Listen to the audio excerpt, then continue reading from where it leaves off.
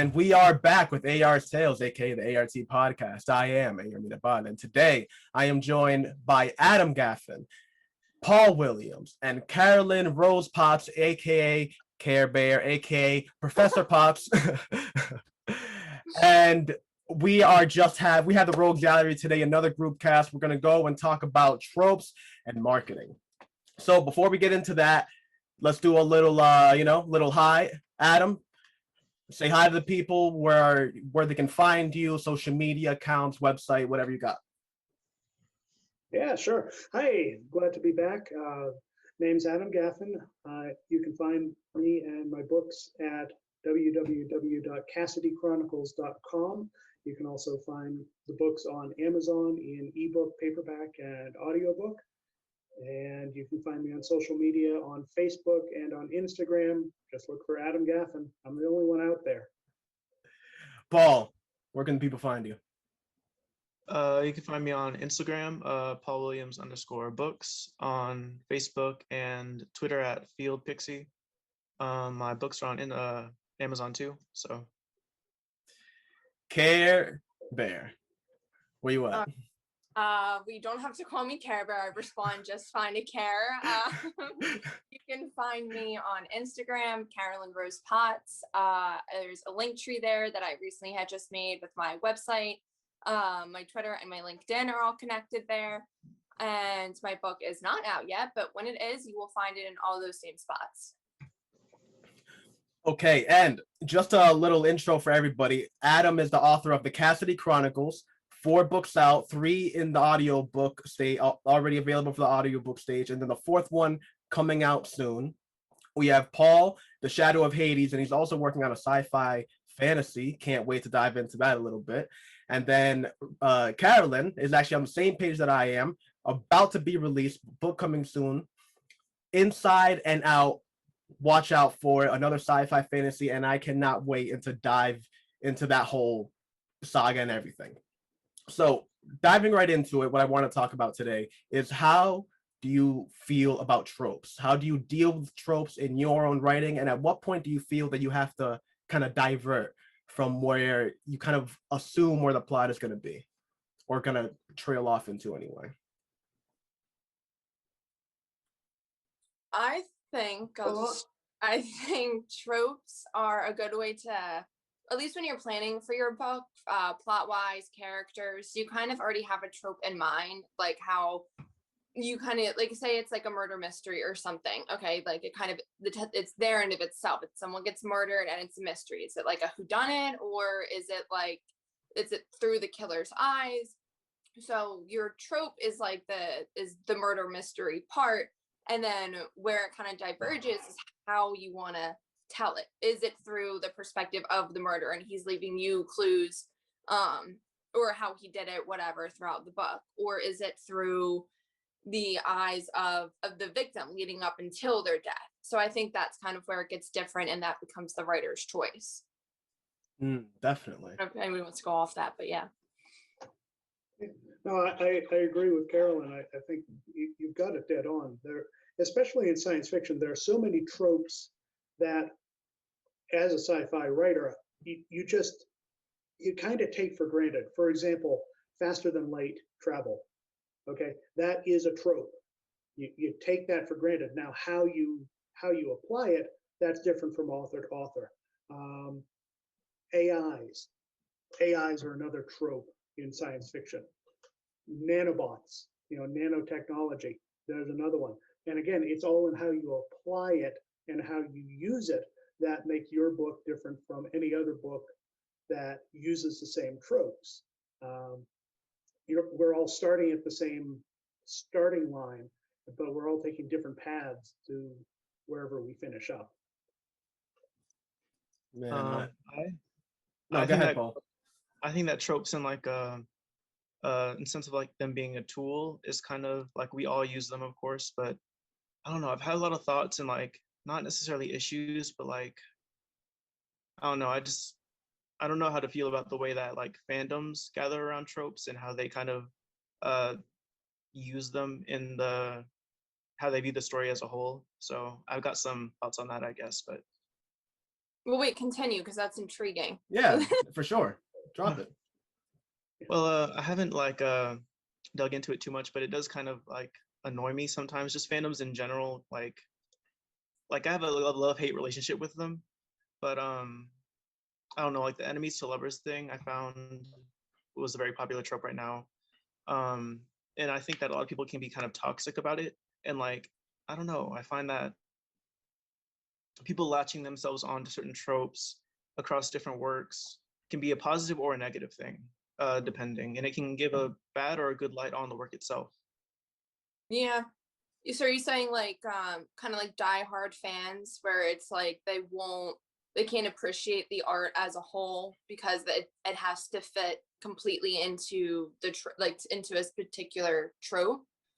Yeah, I've seen a lot of like reviewers on Instagram and stuff kind of boiling stories as a whole down into tropes, which I feel like that, like really devalues the story itself. But like tropes are, yeah, we all use them. Like they're all just like everything's a trope. But Yeah. you know, when you No, kind yeah. of take No, I'm sorry, keep going. But oh some no, of that was that, it's, see, but the problem with that is you almost have to ignore it. Now, okay, so the reviewer, that's a different thing, because as an author, you have a different relationship with somebody reviewing your book than you do with a fan. Okay, but there is at least a semi-professional relationship with a reviewer, and if they're not being professional, then absolutely, you can certainly feel slighted and feel that they're not doing justice to your work. But fans, look, as a reader, I like what I like. I might pick up a book which doesn't necessarily tick all the boxes for me. I might pick it up and try it, and I might like it and I might not like it. It's going to depend on the book. You can't worry about what the fans and what the fandoms think. You can't necessarily write to the fandom. You just have to write your book and put it out there, and your fans are going to find you. People are going to like your book for what you wrote, and everybody else's, don't worry about it. It's not a, we might all be authors, we might all be writing in very similar genres. That doesn't mean we're competition. There are lots of dollars out there and lots of eyeballs and lots of brains waiting for your story and your story and your story and my story. Lots of room for all of us. Yeah, I had a no, go ahead, Kara. Yeah, I was gonna kind of go off that, like two things. One, what you were saying, like the fans will find you or fans are talking about it. Like, I mean, if you're like a huge celebrity, like literally someone like the Kardashians or something, like you have people tearing you apart, and then you also have people loving you. And like when at the end of it, like if you're gonna be that famous, yeah, you really got to learn to not care what the fans say. But bad attention, good attention, and still attention on your book. So at least you have like diehard fans that are like really like wanting your trope or like just talking about you. I mean, like it's publicity, and that's really good. But also to kind of play devil's advocate, Adam, when you said like, don't worry about your audience, blah blah blah. I heard something, and I don't know, I'd love to hear your thoughts on this. I heard something that was, if you ignore your audience, it'll go away. And I think that means that when you're writing, if you don't take your audience into account, like their demographics, what they like, their interests, or who you're writing to, you won't have a fan base because you're not relating to anybody. Is what I'm pretty sure that quote means. But yeah, what do you think about that? I would agree with that. I would definitely agree with that. I'm just saying that if you have people who are not, into whatever you're writing, and they're saying out there vocally, I'm not into whatever you're writing. Okay, fine. You're not into what I'm writing. That's your problem. That's your loss. And definitely, yes, you stay engaged with your audience. You stay in communication with them. You're responsive to them. You get to know them and what they like. what they like about what you write. And that's going to make you a better, well, I was going to say it makes you a better author, but it doesn't really make you a better author, but it makes you able to target your audience a little bit better, knowing what Right. they like. Hmm. So, yeah, no, So it's like a different in kind. terms of the not worrying, in terms of the not worrying, if somebody who likes, I don't know, Danielle Steele picked up one of my books and then read it and reviewed it and said, oh, this isn't a romance. This isn't, this isn't this, that, the other thing. No, it's not. I'm not going to worry about that. It's somebody outside of my target. Yeah, I think it's like a fine Picked it up by line of accident. like being true to yourself as an author, but then also wanting to please your audience, and then in that knowing who your audience is. Yeah, I think you both make a really good point. It's like the reason I want to talk about it. Just recently, I had somebody ask me if they felt that my book was targeted towards men, and I was like, I mean, no. I was like, if your dog can read and they read it and they like it, I mean, that's my target audience. You know what I mean? I thought it was a weird thing at first, but then it is the quote that Carolyn brought up. You do have to kind of pay attention to the people. I mean, it's marketing 101. You have to know who you're selling to. Well, business 101. And this is a business, like, for as much as we want to consider that it's just an art, it is a business sense, especially when you talk about the indie publishing side, which is what we're all going for.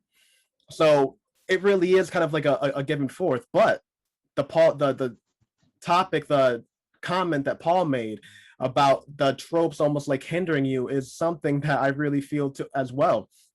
More often than not, I'll hop on Reddit and there'll be a person that go like, oh, I loved X, Y, and Z book until they killed off my favorite character. It's like, all right, but so what? Now you've lost faith in the author that brought you to, chapter 30 and you loved it. And now you lost faith in it because they just trains it in a way that you don't like. And then to bring in the whole fandom thing, I've seen people jump on fandoms to recreate the story from that point, just tailor it in the way that they want it. That's crazy. Crazy. I mean, I watched The Walking Dead probably since I've watched The Walking Dead since I was like 13. I'm now 23. So like literally I've been committed to it. That and breathing are the two most committed things I've done with my life. But which takes priority? Yeah, I remember people like just going crazy, like thinking, if you killed, there were like shirts being sold at Hot Topic, and it was like, if Daryl dies, we riot. And it was like this huge, and Daryl wasn't even being killed. He wasn't in threatening to be dead or anything like that. And the writers were just like, if you keep bitching, we're gonna kill him. It's like, just because like they got mad at their fandom. So it's funny. I feel like that was a true life incident of exactly what you're saying, Paul, where like authors or writers are kind of like, look, it is my story. I will make whatever happen for whatever I feel like I need to happen. And the reaction was, shirts being sold at Hot Topic that stated like, we will riot if you kill our favorite character. It's interesting to see.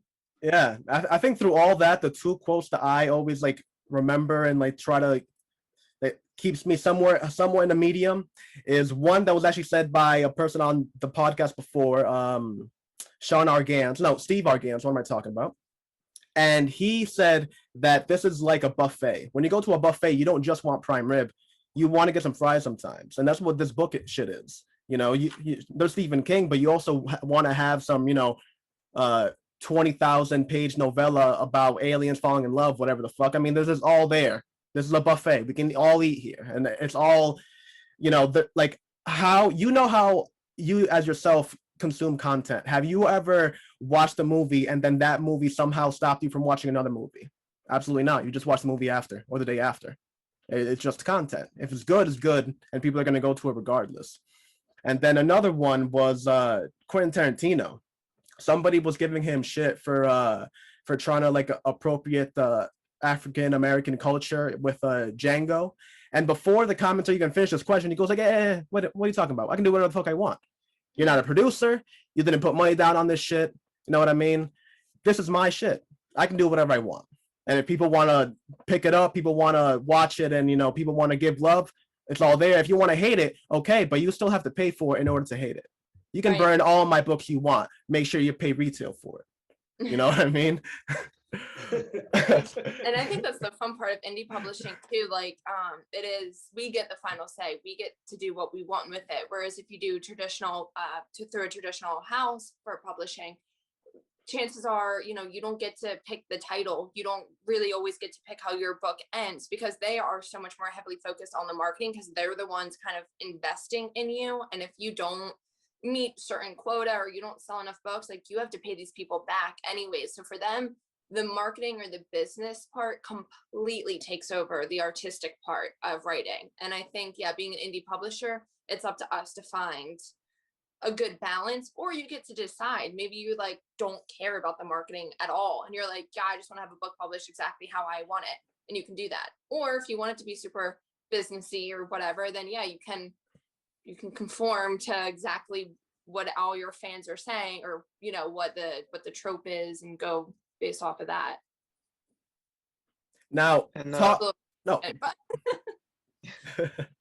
Paul, go ahead. I'm sorry. I was gonna say, like, in terms of fandoms, mostly, I see this mostly in like a YA community. And I know that, like, when I'm like 20, but like, so like a couple of years ago, I'm being in some of these fandoms. It's like when you're younger, you're really passionate about these things. And I know you said The Walking Dead when you were 13, Carolyn.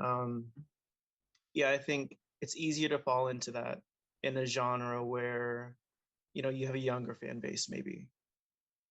yeah, it's true. I think younger people, like, who are like obsessed with something, I mean obsessed, but like watch something, I think get way more into it than someone who's older. They might read it and then they like appreciate it, but they won't do like die hard like fan groups or something like that. I don't know. I mean, I'm sure some do, definitely, but yeah, definitely I think it's more common among YA. So that's kind of the other thing too, I guess, is the writer. If you are tailoring towards a YA audience, keep that maybe in the back of your mind, that these people might get all up in arms about your trope. So yeah, that's actually just something to consider. If anybody listening is writing a book, know your audience, to know that people might send you death notes or something. You might get 13-year-olds sending you death mail or something, but yeah. I can't believe you killed him. Yeah, exactly. Go ahead, Adam. I think you've been switching your finger Well, there. just a couple things. First, I think one of the things we're confusing here a little bit is tropes and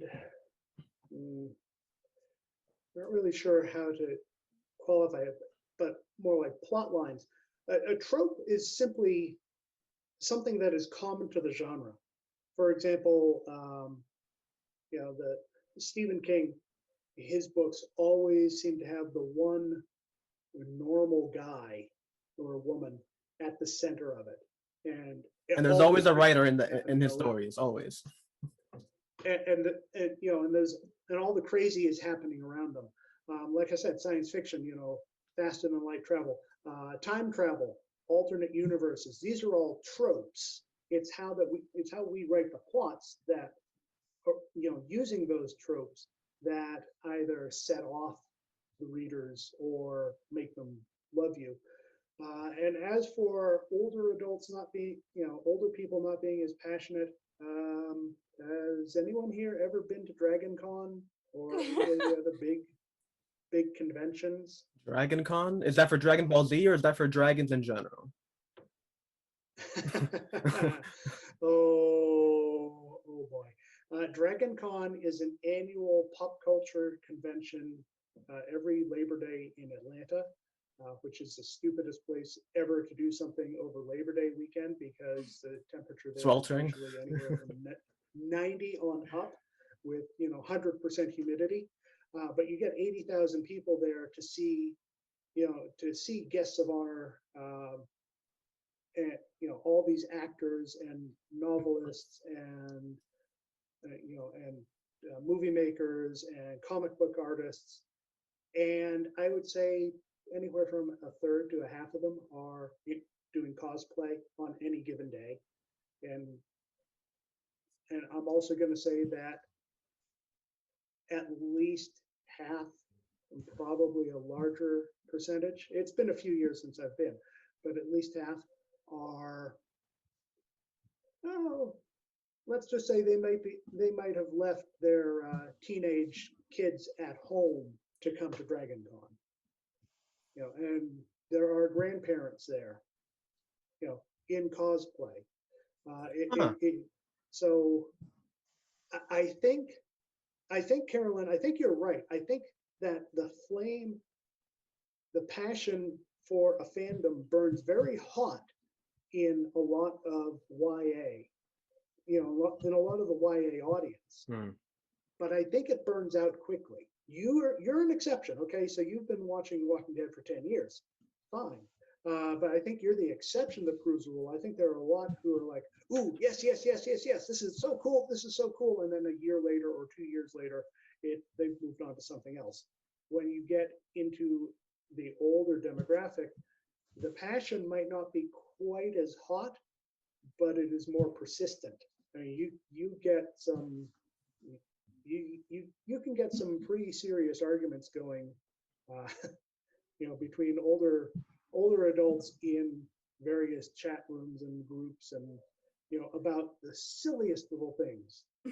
I know that I'm still mad about the ending of Game of Thrones, so. Oh, I mean, True. let's not even, I mean, That's a whole nother Jesus Christ, story. fucking Bells, 7 seasons of amazing character development, and she loses her mind over fucking Bells. But all right, I get it.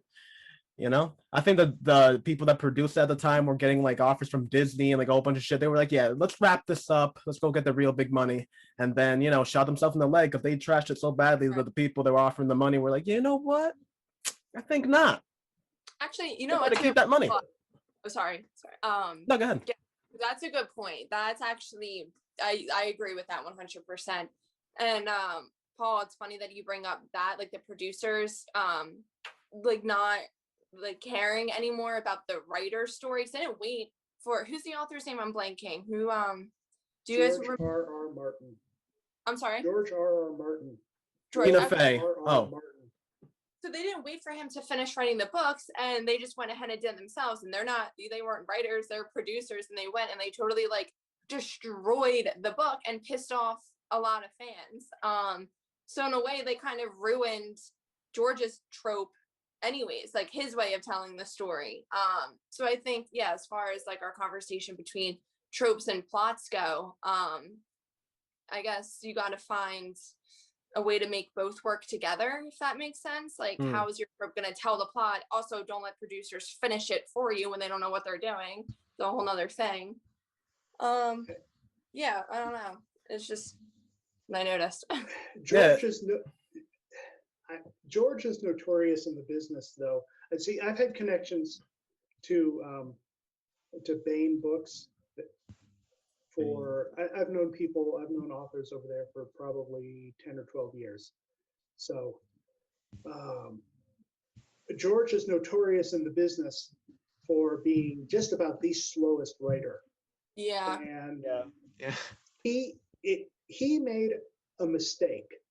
He made a huge mistake when he sold the rights to Game of Thrones. Yeah, well, when he sold the rights to Game of Thrones to HBO for however many millions of dollars, because he figured that he'd be able to finish the last book in the series before they got to the last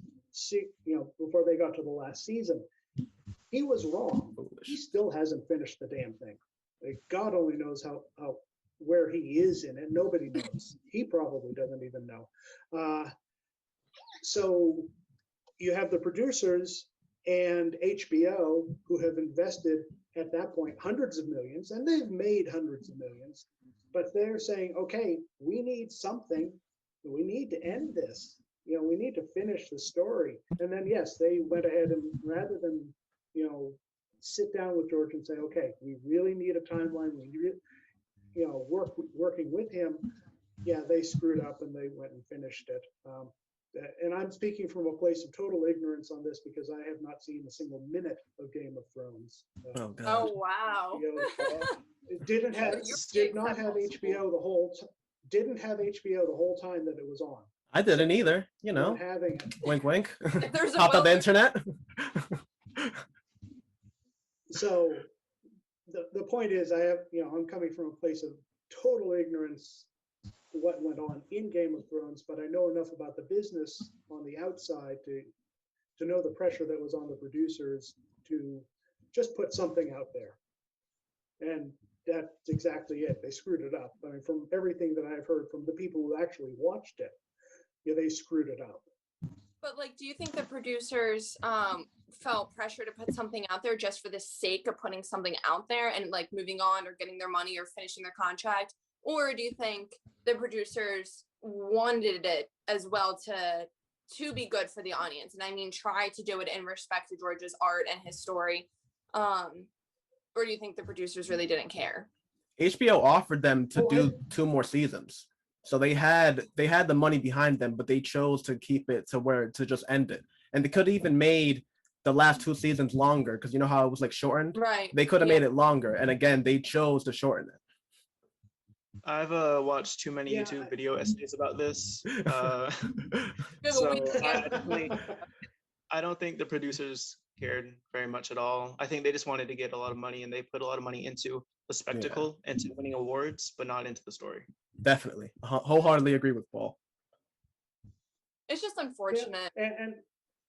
And there's also something to be said. They have to strike while the iron is hot. If you went 2 or 3 years between the 7th season and the 8th season, then you'd probably lose a chunk of your audience. You think? So, I mean, I think so. I don't know. I think you're right. I think you should come with flames instead of like, hand a person like a fucking like flint and be like, oh no, it'll be flames in like fucking like a month or so. You need to come with it. I'd rather like wait and like really drop it instead of just like give somebody fucking like 50% of a cake and tell them to throw the rest in the oven. It's crazy. I don't know. I'd rather if you're gonna drop something like Game of Thrones where it was actually really good, like it was such a strong audience bond. And this maybe is like a rare case, like so it doesn't happen often. But the people that watch Game of Thrones, like at least everybody I know that watched and what I've heard, like you watched it and you loved it, like really right up until the end. So I think if they waited before dropping the end and they actually like finished it, I don't think they would lose their audience. I think it would get people, it would still be something for them to look forward to. It would carry their fan base on for even longer. It would give people who haven't seen Game of Thrones more time to watch Game of Thrones. And then maybe when the last season did drop, people would have like big watch parties. People would like get together and like be like, oh, this is it. This is what we've been waiting for years. And like, it could have a whole new fandom like fight break out where it's like, well, I've been waiting for this for 6 years. You just started watching it a month ago. Like, I don't know. I feel like because Game of Thrones had such a strong fan base, I, as a producer, wouldn't have really worried about losing them. I don't know. Maybe that's naive of me because I'm also ignorant to the whole producing side since, my book's not even published yet, but that's just the way that I feel about how Game of Thrones could have handled it much better. Oh my God. No, Wholeheartedly agree. I agree with you. Yeah, I agree with you. I see your point, and actually, I can point to a parallel situation going back a little bit. But Doctor Who, I grew up watching the original Doctor Who, so the cardboard backgrounds and the $10 sets. I grew up on that, and so did millions of people. And it went off the air in 1989 and didn't come back on for 15 years. So when it came back, it came back with, yes, a lot of the interest from the old fans, but it's gained a whole new following as well. So I think, yeah, you're probably right, Carolyn. I It's think just, that but it's hard to say because you don't know if that's going to happen with every show. But yeah, I think the producers probably just didn't care, like what Paul was saying, who's done all the research on YouTube. I'm taking your word for it, Paul. Yeah, I mean, trust me, hundreds of hours. We're gonna cite you throughout the rest of the episode like fucking a college essay. Yeah. The show definitely would have given us a lasting legacy if the last season had been good, even if they had waited. Imagine season 8 dropping like the actual vision for it during 2000, like right before COVID hit. Can you imagine? Can you imagine? I think it would probably have more view. Like it would be the most viewed TV show ever watched. Period. If it had dropped during COVID, for like real shit, like how like George's vision of it, 15 episodes, no bells, no fucking bells. I know. We just get rid of it. No more bells. And in general, so many shows I feel like, obviously stopped when COVID had happened. So if like they were, if they could, in a perfect world, if they could have timed that out well enough where like the first start of quarantine happened and like Game of Thrones was on, oh yeah, I think people would be not complaining as much about staying inside because they would just watch Game of Thrones. Like they would have an excuse like just to binge watch it. But yeah, that was actually one of like the really annoying parts where I personally was offended with COVID because so many of my shows had just stopped. They weren't able to finish it with like the filmmaking and all of that. I was so upset. I know. Every Marvel fan is crying, dry tears for the rest of their life because like that whole Marvel thing got pushed back like a year and a half because of the COVID. We could have had everything like a year sooner. Can you imagine? But there was something that Paul brought up that I thought was really interesting, and I think it's how you interpret art versus when you're younger versus when you're older. And again, to play devil's advocate a little bit to what you were saying, Adam, I actually think that it depends on the content. I still to this day will find people our age that their Instagram bio says what Harry Potter faction they go to, if they're a Slytherin or whatever the fuck. I mean, that is how die hard that fucking fandom is. And I can assume they were reading that when they were 14, and that fire has kept up all throughout those years. They will reread the shit. I semi agree with you because my thing was Percy Jackson, and while I was really die hard of it when I went out back then, I don't have a Percy Jackson tattoo, so I guess it did die out a little bit in me. But if you asked me, I would still bring that up like no problem, and I can go and I can give college essays about how I feel about it and XYZ. But just the way that the content like changes as you get older, I think is the most significant part, and I think that's why art is so beautiful. Like I just finished my rewatch of Breaking Bad. When I first watched Breaking Bad, I was in college and I had a way different outlook on life. So like I was full on Walter's side. I was like, yeah, motherfucker, get your money. Who's ever in your way, roll through them. So it was like I completely viewed that show completely differently. Watching it now, like the last 2 seasons were actually hard for me to watch because I just realized how much of an actual bad person Walt is. And it was almost like a self-reflection because like how was I not able to see that before? But now I see it, and it's a completely different art. It's like watching a completely different show because now you're really seeing a person that is evil. It's not like something that you can just justify it. And it goes with the whole trope thing that we're talking about because oftentimes we'll see like the whole drug dealer thing that they starts off for like XYZ. They need money for their family, then they get crazy, become like an egomaniac, and then fall off. Right? It's something that we've like seen all throughout. But for Breaking Bad, it's like they take that same trope, and you even can, from season 1, you can assume where it's going to go, but still you don't. So I guess that's kind of like the difference between how tropes can be, because like you really, even when you know what's coming, sometimes it can still blindside you if like the content and the writing is like well versed in a way that it's believable throughout the entire time. You know what I mean? Yeah. Okay. So, all right, then I have a question for the group. What's your guys' trope? Like, I know it's like maybe sci-fi or murder mystery, like that's like the theme, or that's like the story of it. But yeah, I'm curious. Like, what's your guys' stories about? I feel like we should have started with this. Well, I mean, I use several sci-fi tropes in mine. Most of the ones I mentioned, faster than light travel. That's one of them. AIs, nanotechnology. I also have the trope of the oppressive government in there. You have to have a bad guy, and so I institutionalized them as opposed to an individual bad guy. Yeah, those are the main ones in mind. It's a lot. Yeah. I feel like the book is heavy with detail. Well, again,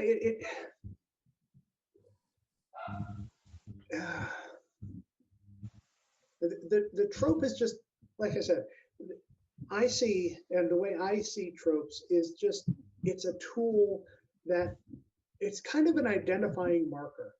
It's saying, okay, this book has this trope, and this trope, therefore it's this genre. Like Paul was saying, the enemies to lovers trope. That, okay, it has that one, and they're both shifters, so therefore this goes into the paranormal romance genre. So again, they're kind of tags, ways to say, oh, okay, now I know, where this story goes, and you can turn tropes on their head. Star Trek Discovery. My wife and I were watching it a few months ago, until we came to an episode she couldn't watch anymore, so we stopped. But okay, so they have the trope of the faster than light travel, right? All Star Trek shows do. But they turned it on its head by making it something totally different. Their faster than light travel requires these spores, and it requires a person in there directing the spores. Okay, that's totally different. That turned the trope on its head. That gave the writers something different to explore, other than, yeah, this is the warp drive. Isn't it pretty? Very, very good. Like it was a segue. I was kind of no. Go ahead, Paul. Yeah, I definitely agree with what he said. And I think I did that in some ways as well, kind of turning tropes over. And I know in our last talk I mentioned that I had like fairies and stuff in my story, but that they were like carnivorous and that they like were like parasites in a way. So I think I tried to do that in a way with a lot of other kind of fantastical elements and with characters and stuff. I think that's like fun. Like that's where your style, or like where you come into your book. Like, yeah, you have this trope, but that's like, it's a whole twist to it in and of itself. It's not just a twist in the plot, but it's a twist in your storytelling. I like that. That just made me like that much more intrigued to read your book. Kim Harrison, for example, her the series that she calls The Hollows. It's paranormal. It's got witches and demons and vampires and pixies and fairies, but it's not the same as a lot of other paranormal books where, okay, the witches with the stupid black hats and potions, and again, you take a trope and you take a trope and you turn it on its head, and then the story becomes yours as opposed to just any other story. Yeah, and the whole thing is about like taking tropes and kind of changing it up and like putting on its head. There was a story, I can't remember how long ago, but it was a person talking about that we had colonized Mars, and the way that we were handling that transportation is that they actually had invented teleporters in order to go from point A to point B. So what happens, spoiler alert, I can't even remember the name of the book, so spoiler to what, but it you find out that the way that technology works is that it basically kills you, and then it makes a new copy for you on the other planet. So people start realizing that like frequent travel is like, you're basically living like your 100th life basically, and you're just picking up from that point. And then like, that in itself is a huge, plot point. I mean, the amount of things that you can write or like divert in the plot right off of that is just amazing. So even tropes can just be from adding a little more juice into what it is, or just adding a little more description. Faster than light traveling. All right, how do you do that? How do you go faster than light? And then you thinking about that and like, turning that on its head. How do I actually do that? Or is it a thing that like maybe you go right to that point, or are you actually even going faster than light? Are you bending gravity around you and just like, taking like a piece of paper and just like crumbling it up, like the whole Intergalactic, that Christopher Nolan movie? That they take like a piece of paper, it's like a hole through the center of the earth, and they put like a pencil. Wait, are you talking like a in time? Yeah, and no, Interstellar. There it is. The Matthew McConaughey movie. when he's like crying with his kids and you're there crying too, like, oh, Jesus Christ, I'd be crying too. That's so sad. But Carolyn actually brought up like a kind of a segue I was going to go into anyway, but turning the whole thing of the tropes, can you describe a little bit of the tropes that you handle in your book?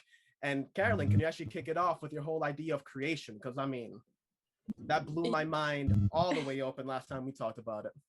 Well, thank you. But actually, I was gonna say I don't know if it's bad, but I didn't even really think of tropes when I was coming up with my book idea. I was really just like planning and plotting, and like the idea of a trope, like it really didn't cross my mind. So maybe you all can help me identify exactly what my trope is. But so my story, yeah, with creation, creation in my story is a dystopian city kind of that has a force field around it, where people are selected to live there. So not everybody can live there. You have to be chosen. Creation was made by this woman, Devea. That's just the ruler. So if you hear me talk about her, that's who she is. So creation was started because the world had gone to shit. It became a whole civil war when the government started forcing its citizens to become part AI, because at this point the US government has annexed from all other countries, so there was no trade, people were starving.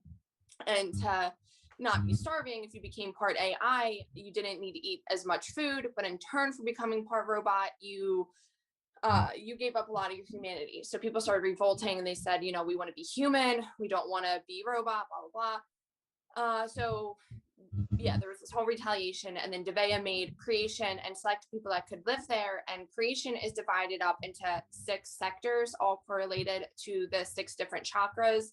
And then the 7th chakra is creation itself. So I have a lot of morality questions when it comes to AI and people, and then a lot of morality questions when it comes to spirituality and being a human as well. So it plays with those 2 different kinds of realms, one that's very physical and the other that's very spiritual. So my whole story is kind of like, you know, just you're a human, like that's all you need to be. You don't need to be anything super or ultra. But of course, if a whole bunch of other shit and controlling nonsense happens in creation in of itself, you know, that's why dystopians are dystopians. Or utopians are dystopians. It's like seemingly perfect, and then of course it's not. There's I don't want to give too much away. Yeah, but that is kind of the gist of creation. God, I love that, and the whole thing with the whole utopia thing is actually where I went to myself. I think a lot of the time, and as far as like tropes go, is that they always start off dystopian as being like obviously fucking bad. You know what I mean? Where like people start off and it's like they're all wearing gray and eating like mush and everything's like, oh, that's kind of okay, right? We just can't like express our feelings or anything. But how creation is in my book too. It's like that whole thing of being fake woke, and it's like, you know, good vibes only. Like in creation, the food, and I kind of go into this in my book, how the molecules in the food in creation is actually being chemically changed to suppress you, to not make you want to cry, to not make you want to be angry. All it does is want to make you just be happy and everything is rainbows. It's like putting on rose gold glasses. It makes you see that way, and you only want to worship Devea because she's the savior who came and, you know, selected you to be living in this perfect world. But like you're still becoming part robot, just in a different way. You don't have wires in your brain, but you have this submission, this like no idea of who you really are kind of thing, and you're just working to support creation. And a little sub part of my book too is, you know, like I said, it's divided into 6 sectors. Well, there's 7 chakras. So kind of what happens when you're moving through, and after you finish or you complete the 6th sector, it's kind of like, well, what happens to you? And that's a part of my book that I guess I want to have the reader try to figure out. It's like, do you die? Do you end up working for creation? Or like, you know, what had you, whatever. I don't want to give too much away, but yeah. Oh, no, never that. I love that whole idea of just like mixing sci-fi elements with like metaphysical, like religion and stuff. Yeah, thank you. I think it works as a great metaphor for, like, you know, you said the fake wokeness, where like you know, the chakras and all that, where, you know, people will kind of adapt the aesthetic of these things, but they won't, like, you know, necessarily believe in it. Yeah. I think that's Thank you. Yeah, I really didn't want to convey that, at least for a lot of the characters in my book, they are so just on the surface. For like the background characters, at least, they're very just like, yeah, like, oh, like I meditate or I do yoga. But it's like, it's just very on the surface. It's like, yeah, like you do those things, but you're not really reaping any benefits from it. You're just doing it, yeah, for the aesthetic. And people in my, oh, that's the other thing in creation, you can't call people. People are souls. In my book, they refer to people as souls. So the souls start picking up on that, and some start then retaliating against Devea, and it becomes a whole thing. So I'm excited for it, to see both worlds completely fall to absolute nothingness. It warms my heart. Yeah, I actually really love that, because the whole drug that was kind of like the emotional suppressor thing. Now, correct me if I'm wrong, Adam, but I feel like you would be able to correct me on this. But that's reminiscent of Soma from Brave New World, right? Or is that 1984? Which one of those Brave two? New World. Brave New World. It's Brave New World, and there's also, it reminded me a little bit of the movie Logan's Run. Oh, okay. I've heard of that. I haven't seen it, but somebody else told me about them. They said I should check it out, and I haven't yet. Same. I have to. Yeah. But yeah, and there is definitely a trope of the controlling government. It goes back to 1984, and before that, to Brave New World. The Big Brother knows best. Trust us.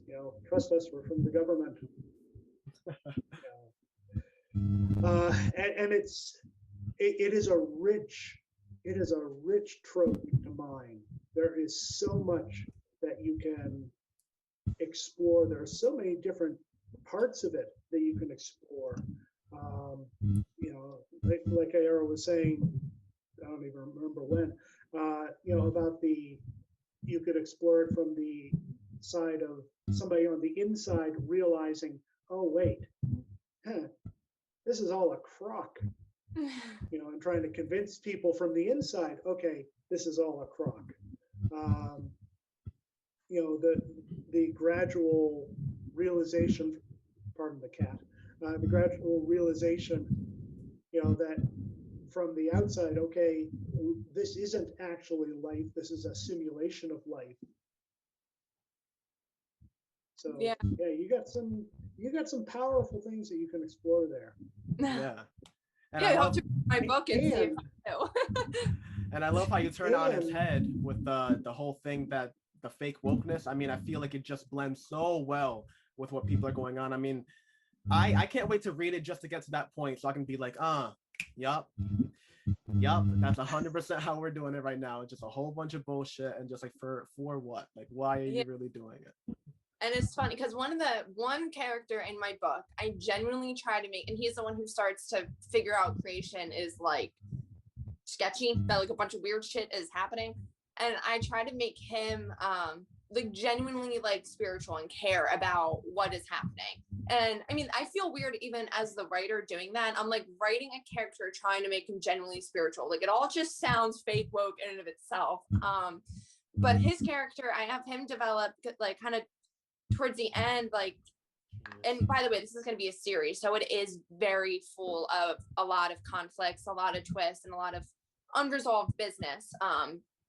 But I make his character develop in a way that's like you like him, and then right up until the end, he's kind of like, well, nobody else knows how to run the world, like I should do it since I'm the only genuine spiritual person. So it kind of brings in a lot of like self-reflection, the idea of playing God. A bunch of different things. It's definitely like, I think, a roller coaster of a book, and I feel bad for my editor. I submitted it to her, and she's supposed to get it back to me she was supposed to give it back to me like a week ago, and she was like, yeah, it might take me closer to the end of the month. Like I think I just gave her a little bit too much to work with, but it's fine. Yeah, that sounds like, I love that idea. And I think what you said earlier about how you weren't thinking of the tropes when you were writing it, like that's me too. Like I like have it in my head. Yeah. And what we were saying earlier about like kind of like empires or stuff, or like corrupt governments, reminds me of like what I'm doing with my new thing, which was like kind of symbolically comparing the government at the time to like a hierarchy of like angels or like of like in faith thing.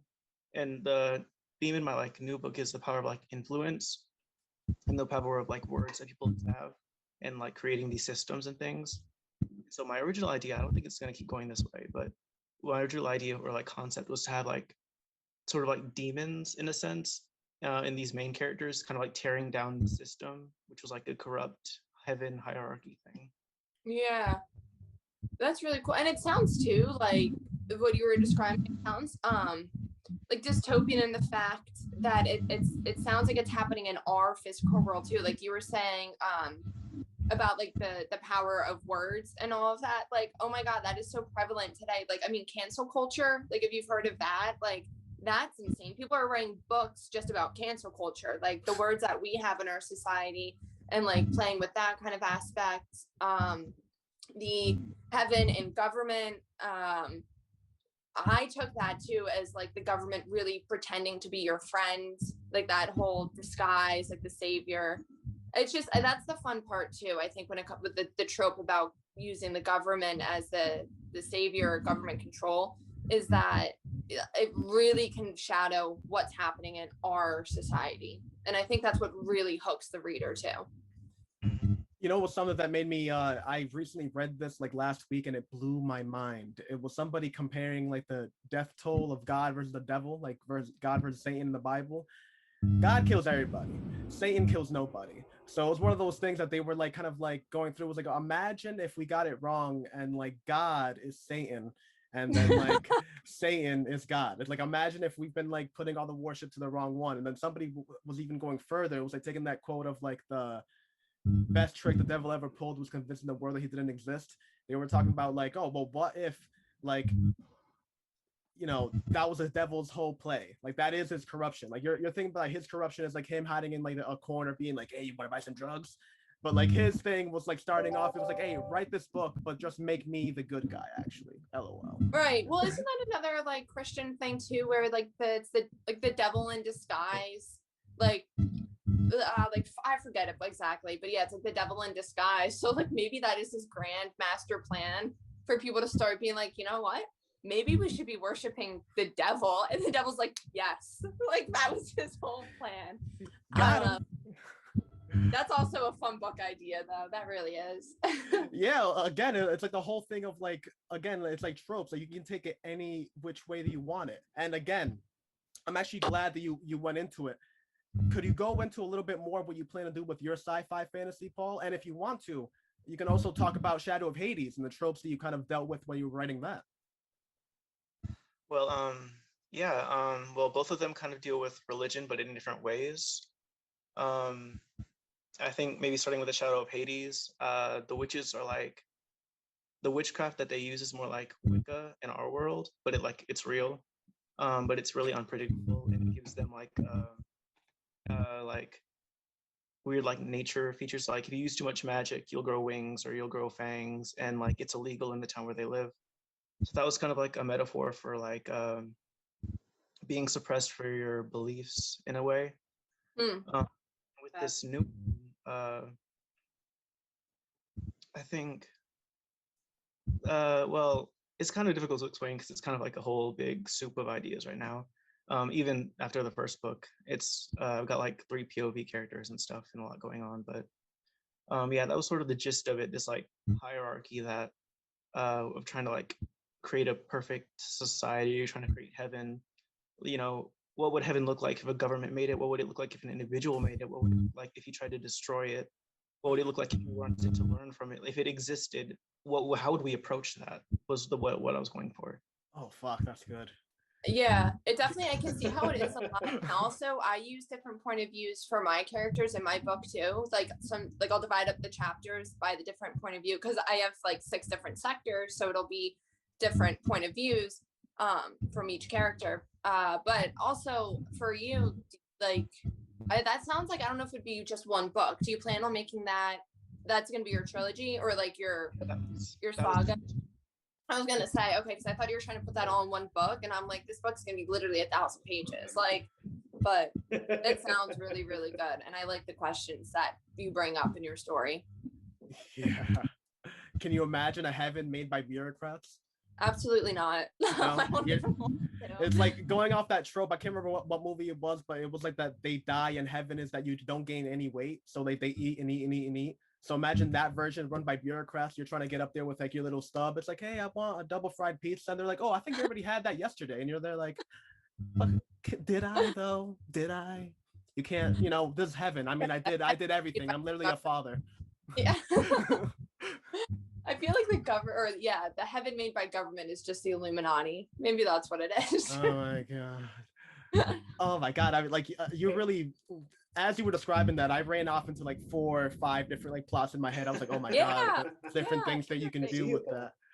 Oh my god. And I love I think it's like the thing that sci-fi speaks to, and I think I talked about it with Kara a little bit when we talked. But my favorite reason for sci-fi is that you really do blend so much spirituality into the plot lines. It's like it's literally just natural. Like it kind of speaks to what sci-fi is as like a whole. It's like technology is, I think, our effort to like reestablish, like kind of be godlike. Like what can we do? What can we manipulate? Like it's taking that to that edge. And what sci-fi questions, I think, is like where does that end go? If we can manipulate, start getting to the point of manipulating nature, should we do that because we have the technology? Just because you have the ability to do that. Now you have the ability to manipulate the tachyon, and you can go in between time, like go into the bathroom. Should we do that? I mean, it's my favorite, I guess, trope in sci-fi, and like that's what I think propels the genre as a whole. How people take that, Care's idea of taking that with the whole fake wokeness and just like blending it into into like the current social climate. I think that's phenomenal. Taking the whole thing of like the heaven versus hell, and like putting that on its head. Paul, out of this fucking planet, and then leading right into Adam. And I definitely want to talk to you, let you talk about the Cassidy Chronicles, but what you do with your sci-fi thing, that you're still in the future, but the main character still has this idea of what the future can be. The Star Trek, like a whole unison thing that we can all be perfect and beautiful, but that we're still not at that point. I think again that just speaks so much to what sci-fi is. You look at sci-fi from 1960s, and by 2015 we were all supposed to have flying cars and robots. I don't have a flying car, and I don't have a robot, unless you count Siri, I guess. But like for the most part, I don't have like a little person that can like pet and be like, hey, fucko, go make me a sandwich. We're not at that point yet. So I think that like that whole thing that you did, and I'll let you elaborate a little bit on that, is like, again, just like a perfect homage to what sci-fi is in general, that you're still so far in the future and you would think it would be fixed, but it's still not. Yeah. And before I talk on that, I just want to say, Paul, pick up a copy of Job by Robert Heinlein and read through that, because that explores the idea of heaven and hell from a very similar place. And I think you'd enjoy it. I think you'd go through it and go, ooh, I like that. What was the author's name? Or, Robert Heinlein. What was it? It's a Stars Trooper, but that's the guy. Damn. Okay, Carolyn. Job. Because this guy's really good, so I'm gonna pick that up too. I thought I had his name sounded familiar. Carolyn? I was like, wait a minute, I know he's here. Yeah. Robert Heinlein. Yep. One of the grand masters of science fiction. Yeah, definitely. So yeah, in the Cassidy Chronicles, one of the main characters, Kendra, she's obsessed from a very early age with the culture of this time period that we're in right now. So she's watched all the TV shows and she's watched all the movies that she could get her hands on. And it's set, the first book is set a little less than 100 years from now. It used to be set 100 years from now, but we keep moving closer to it. So, but one of the things she picks up on is in all of the hundreds of hours of television that Star Trek has put out there, that very idealized view of everybody's equal and everybody's working together for the common good. Or that's the idea. And she's looking around, and she's looking around at her world, which is fragmented. Yeah, it's not really dystopian, but it's definitely not the way things are now. And she's looking around going, I really wish I could make this better. And by the end of the first book, she's been given an opportunity to make things better. And that's one of the things going on, and that kicks off the conflict in the second book, because she wants to make things better. She wants to pull humanity off of this dirt, off of the mud ball that we call home. And there are people and polities and nations that say, no, we don't want you to do this. We're perfectly happy, with things the way they are right now, because we're on top of the totem pole, and you doing that is going to knock us off. So we're going to try to stop you. And then each book has its own theme. Each book has its own, if you want to call it a quest, you can call it a quest. The first book is about, what a family is, what a found family. Second book is, the theme is about accepting responsibility. Okay, yes, you have power to do things. You also have to accept that you now have responsibility with it. The third book addresses some of the inhumanities we do to each other and how we marginalize other people and try to take away their humanity, whether by legislation or or other means. The fourth book is, doesn't matter how small you think you are, it only takes one person to get something started. And the fifth one that I'm writing now is, how far are you going to go in pursuit of your dreams? What price are you willing to pay to achieve your dreams? But darker than the other ones.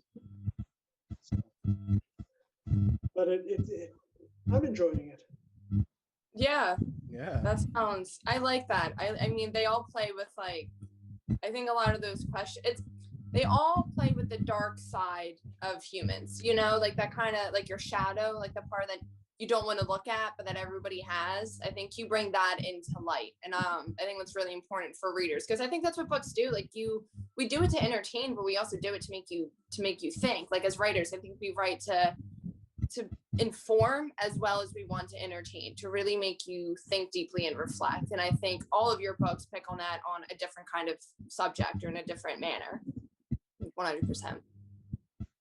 Yeah, that's exactly what I've been trying to do. And, a lot of that, Heinlein, I'm so glad you pulled out his Starship Troopers. I mean, that's Heinlein expressing his opinion for 200 pages and telling a story around it.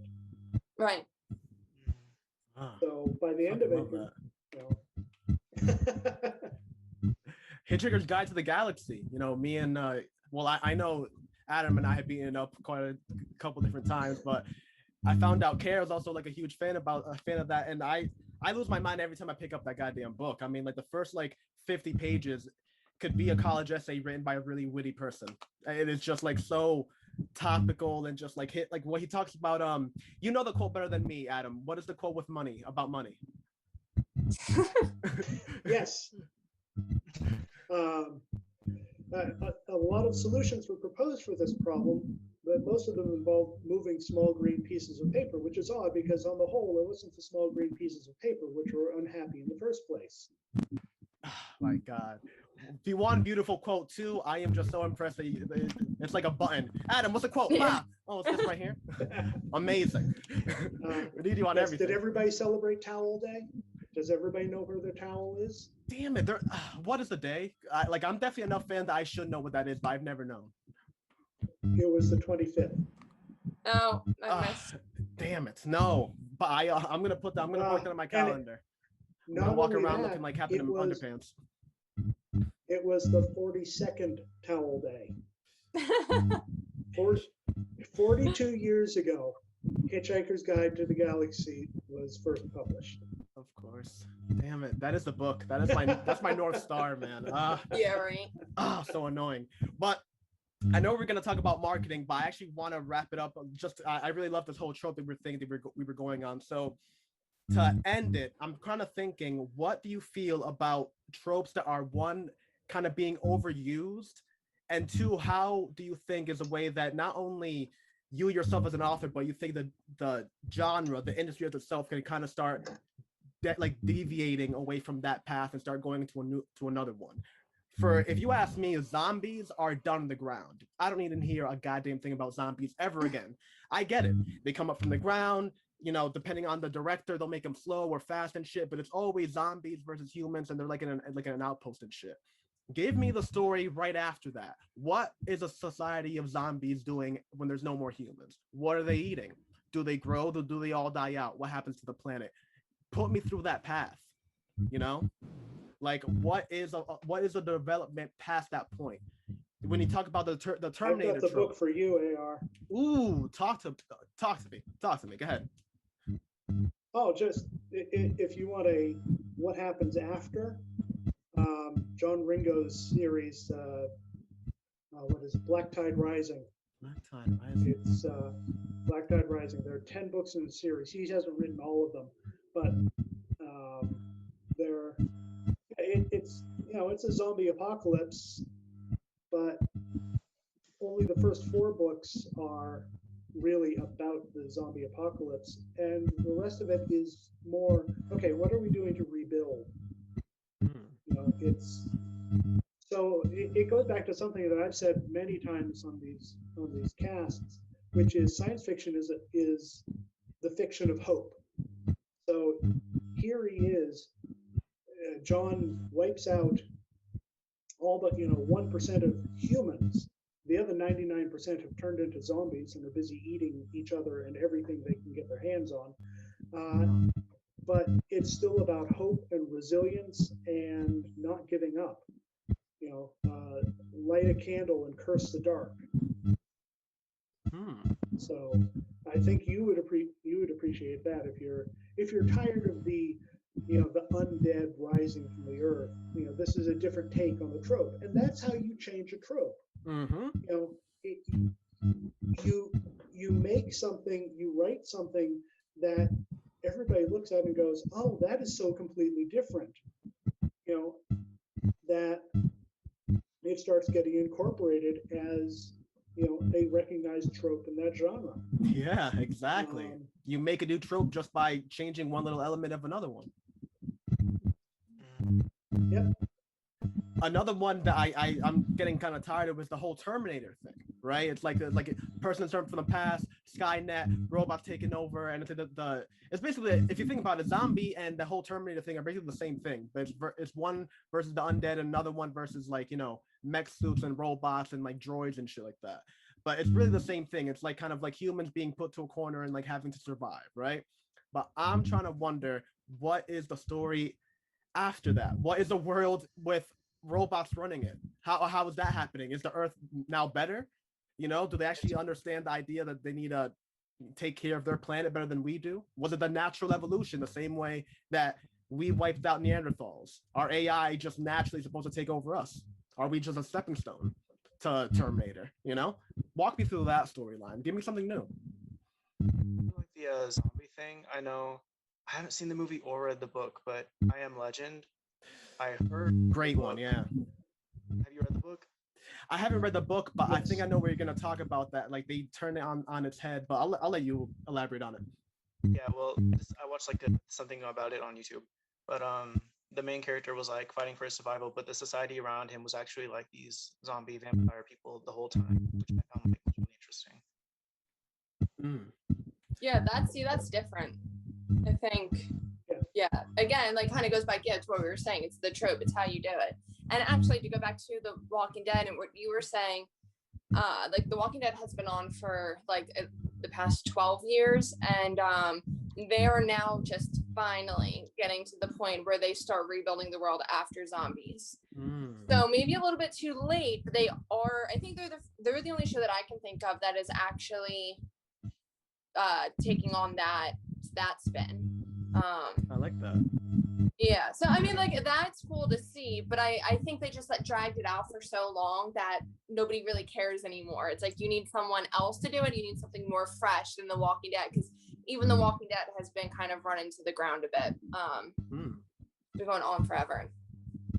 And that probably goes back to what we're talking about with the producers, right? That like the writer was probably like, hey, you know, I think we've seen as much zombie killing and, you know, romantic drama conflict as we can. Do you want to, you know, maybe switch it up? And it's like, no.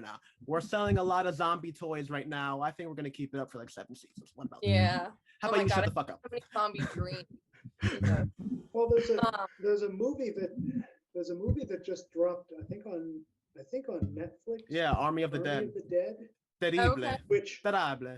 Which again turns the humans against zombies on its head. Here are the humans going in to loot. You know, they're not going in to rebuild, they're going in to steal stuff.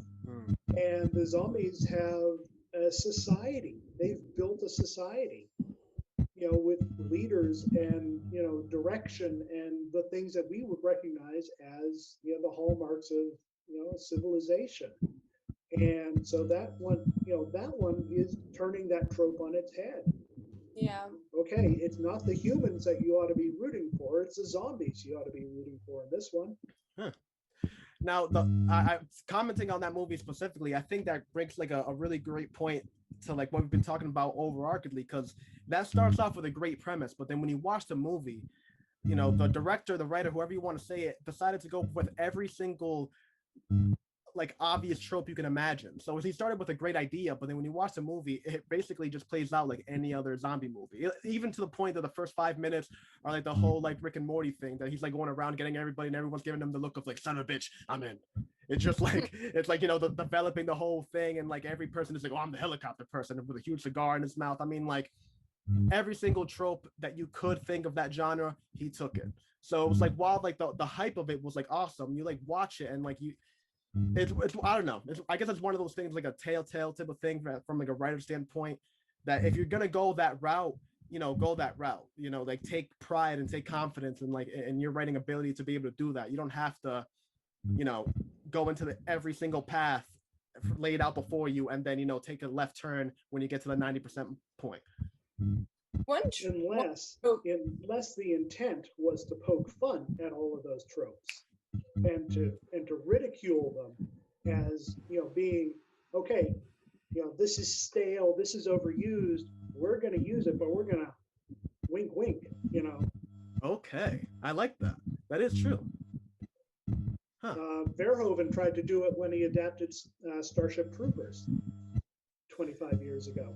Yeah. You know, it's a crappy movie. It really isn't a great movie, but he definitely tried to tell a story beyond the book by using kind of these overplayed tropes. Didn't work. But. Kara, I think you were about to say something before I cut you off. No, you're fine. Like just kind of going off of like overplayed tropes. I know the question originally, what's like a trope that's overdone and how could it be changed? Well, I'm thinking of like romance novels, and that trope is always like they end up together, but I don't know if you could actually change that trope. So I kind of was going to pose a new question, because like that's the point. You are like rooting for the couple. I mean, maybe like the issues they have could be different. But at the end, like, unless somebody dies, and like, I don't even know if that's common, but like, usually they always end up together. And I don't really know if you guys read romance novels, but like, I've read a couple, and like, I'm not satisfied as a reader if they don't end up together. So like, would I want that to change? Like, as a reader, I don't know. The Breakup by Vince Vaughn, that starring Vince Vaughn and Jennifer Aniston, one of my favorite rom-coms ever, because they don't end up together at the end. Spoiler alert. It's actually, it's like actually really mature. It's like one of those things that like they go through the journey, like all the like, you know, typical tropes that you would go through, but then it ends. And it's one of those things that they bump each other into the street, they bump into each other on the street like 2 years later. And it's like, you know, it's really well acted because you can see like the respect in their eyes, but it's also they understand that they can't go backwards. It's like, you know, I respect you as a person, and like, you know, you're like a beautiful soul, XYZ, but like we just don't mesh in the way that I once thought it was. And I think that's like a really beautiful thing, because it's like, I don't know, speaks like the I think to what the true nature of like relationships are. It's like, you know, you know, sometimes it doesn't work out, and it doesn't mean the end of the world that like the other person's evil. It just doesn't work out. Right. No, of course, that's definitely more realistic. But was that a book first, or was it just a movie? I'm pretty sure it was a book turned into a movie. Okay. Yeah, because I find that now you have me thinking of 500 Days of Summer, and that's a movie. I don't think it was a book first, but they didn't end up together. So I see it more, I think, in movies. And I don't know why that is. Maybe people get more emotionally invested in books because you're actually like inside the character's head. But I feel like in books more commonly, yeah, they end up together, but you just proved me wrong. So thank you. That's what I asked for. Well, I think you're right. I just gave you one example.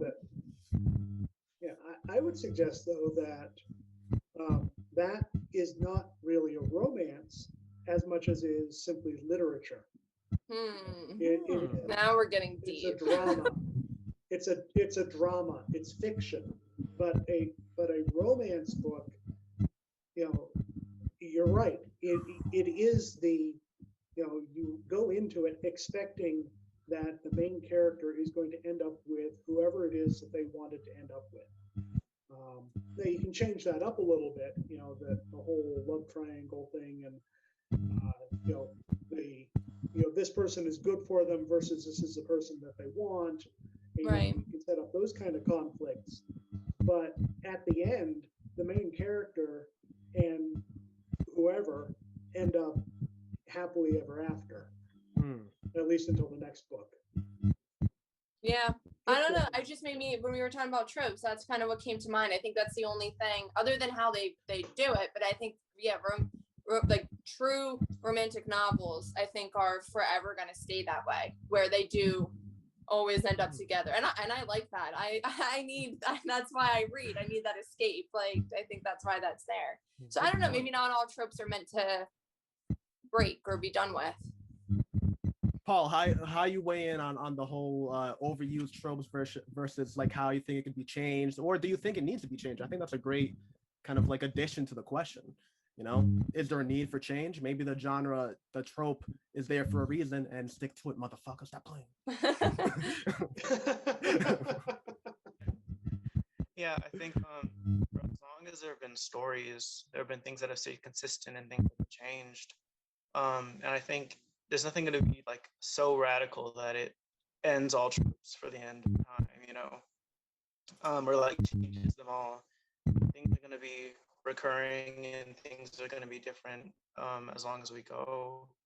I'm not sure anything needs to change right now. In any specific, I mean, people who are fans of specific genres can say, oh, I think we need to go in a different direction. But as a whole, I don't think there's anything that I think needs to be necessarily instated to make things fresher for readers, because I think it's going to evolve regardless. So the main thing here, you know, is zombies. I think that's what we all agreed on. If it's just zombies. Oh my god! But again, but even that whole thing could be changed if you just go a different route. A sci-fi zombie thriller. I don't think that's been done. That you just take that instead of it that zombies just happen one day to maybe there's like a mad scientist fucking with like a Lazarus potion, and it gets out of hand. I mean, it's what we were talking about. Was what Adam and I said a little bit earlier. It's like, if you just take a common trope and change 3 words of it, just, you know, erase it, put 3 words on it, and that is it. It's a different trope. You just created a new thing. And if people really rock with you, now you can be attributed to it. It's like, oh, that's like that one thing that Carolyn wrote. You motherfucker, what's up? Give her credit. Yeah, that's like a whole game changer. So to kind of end the podcast, I want to give everyone a couple seconds to promote their work. Where can people find the work, what you have coming soon, everything. We can start off the opposite direction we did. So we'll do Carolyn, Paul, Adam. All right. So my book, Inside and Out, I'm hoping for it to come out in the fall, but you know, life never goes as planned. But I will be keeping my Instagram, Carolyn Rose Potts, updated with updates about my book. Yeah, and like I said, my link tree is there. So if you want to find any other work, I have some blogs on my website. You can go and check that out. Inside and Out. Make sure to fucking wait for that to drop. Paul. So, my story, The Shadow of Hades, the one of Witches and Fairies, is available on Amazon right now. You can find me. I'm most active on Instagram, paulwilliams_books, and my link tree is there as well. It kind of all buds out from there, so that's where I would recommend. And the sci-fi fantasy that we were talking about earlier is called the Omen series, correct? So watch out for that. You know, to the whole heaven and hell thing. I cannot wait. I'm foaming at the mouth for that one. Adam. All right, so yeah, the Cassidy Chronicles first 4 books are out. First 3 are available on audio. The 5th book is right now going to be out in August. That's the plan. Assuming life doesn't interfere. You can find me on Facebook and Instagram as Adam Gaffen, or you can just find the website, CassidyChronicles.com. And I also do author interviews there every Monday. So, you know, good day to go there and maybe find a new author that you're going to fall in love with.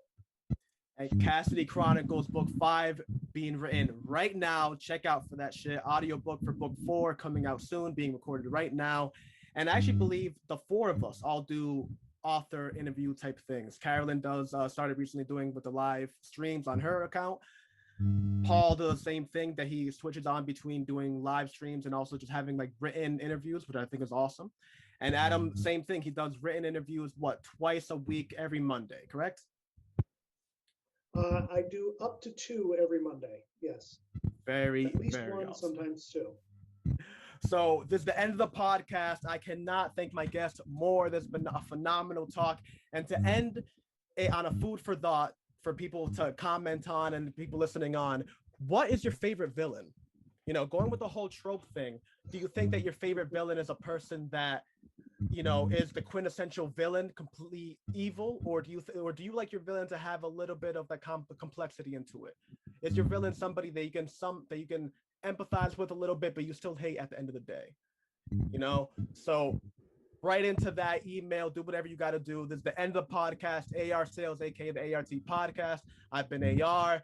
Adam, Paul, and Carolyn, check them out. Phenomenal authors. Thank you again, and check with us on Monday for our next author interview. Peace out. Bye.